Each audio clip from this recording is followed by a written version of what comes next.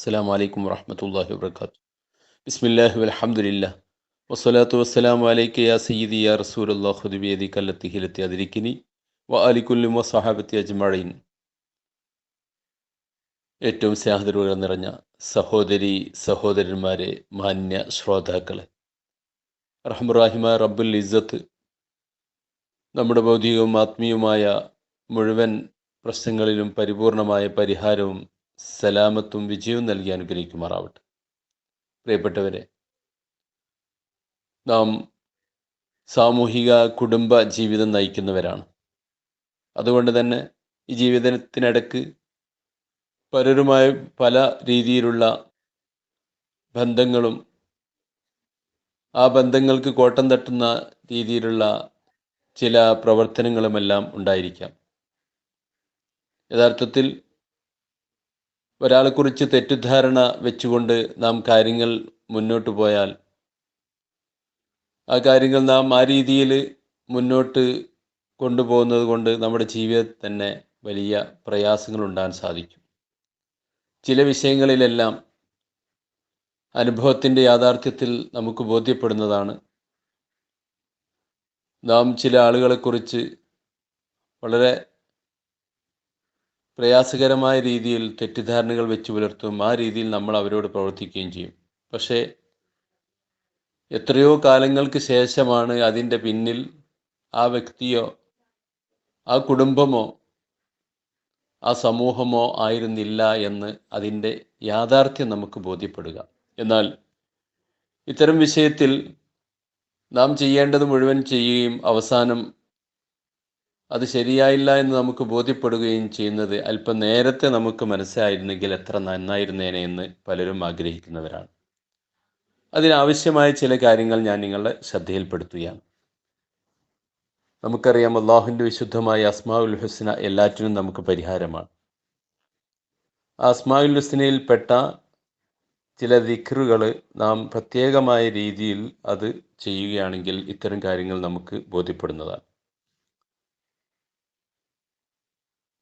പ്രത്യേകമായിട്ട് അൽ ഖബീർ എന്ന അള്ളാഹുവിൻ്റെ ഇസ്മ, സൂക്ഷ്മജ്ഞാനമുള്ളവൻ എന്നാണ് അതിൻ്റെ അർത്ഥം തന്നെ.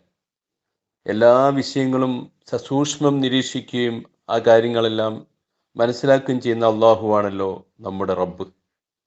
അതുകൊണ്ട് തന്നെ എല്ലാ കാര്യത്തിൻ്റെയും യഥാർത്ഥമായ അതിൻ്റെ നിജസ്ഥിതി നമുക്ക് മനസ്സിലാക്കാനും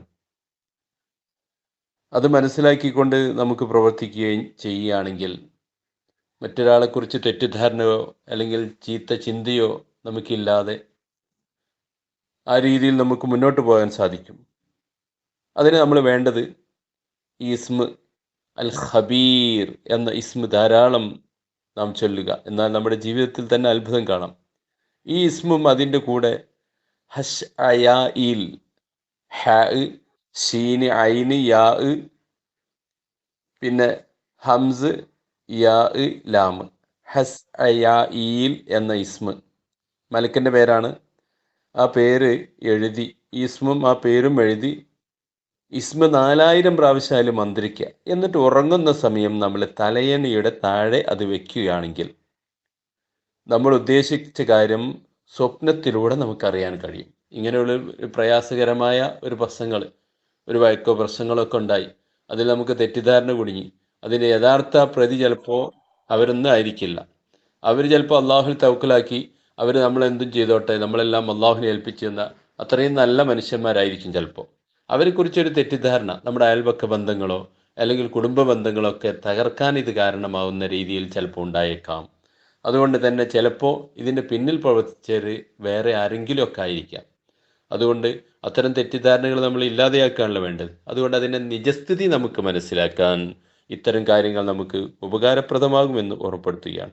അപ്പോൾ ആ രീതിയിൽ നമ്മൾ ചെയ്യുകയാണ് ഏറ്റവും നല്ലത്. അതുപോലെ തന്നെ ചില ആളുകൾ പിന്നെ ചില ദുസ്വഭാവങ്ങളൊക്കെ ഉണ്ടാകുകയാണെങ്കിൽ ഇതേ ഇസ്മ തന്നെ അതിനും ഉപകാരപ്രദമായിരിക്കും. ഖബീർ എന്ന ഇസ്മ എഴുതി 4000 പ്രാവശ്യം നേരത്തെ പോലെ മന്ത്രിച്ചുകൊണ്ട് ഹൈക്കലാക്കി ധരിക്കുകയും ഈ ഇസ്മ തന്നെ 1000 പ്രാവശ്യം ദിവസവും ചൊല്ലുകയാണെങ്കിൽ ഏത് ദുസ്വഭാവമുള്ള ആളുകളിലും, അത് ഏത് രീതിയിലുള്ളതായിരിക്കാം, അങ്ങനെയുള്ള ദുസ്വഭാവമുള്ള ആളുകൾക്ക് ദുസ്വഭാവം മാറാൻ ഇത് കാരണമാവും. ഇത് 41 ദിവസം പതിവായിട്ട് ചൊല്ലിയാൽ മതി. അതുപോലെ തന്നെ രഹസ്യങ്ങൾ അറിയാനും ഈ ഇസ്മ ധാരാളം ചൊല്ലുക. ഏത് രഹസ്യങ്ങളാണെങ്കിലും അതിന് പിന്നെ രഹസ്യങ്ങൾ എന്ന് പറഞ്ഞാൽ നേരത്തെ പോലെയല്ല, രഹസ്യജ്ഞാനങ്ങൾ, അറിവുകൾ നമുക്ക് ലഭിക്കാൻ. ഏതെങ്കിലും ഒരു വിഷയത്തിൽ ഒരു ഗവേഷണ വിദ്യാർത്ഥി അതുപോലുള്ള ആളുകളൊക്കെ ആണെങ്കിൽ അവർക്ക് അൽ അദീമുൽ സക്കീൽ ഖനി റഹ്മാനുൻ നൂറുൽ ബസീർ എന്ന് നാം ഈ അതത് കൂടുതൽ പ്രാവശ്യം ചൊല്ലുകയാണെങ്കിൽ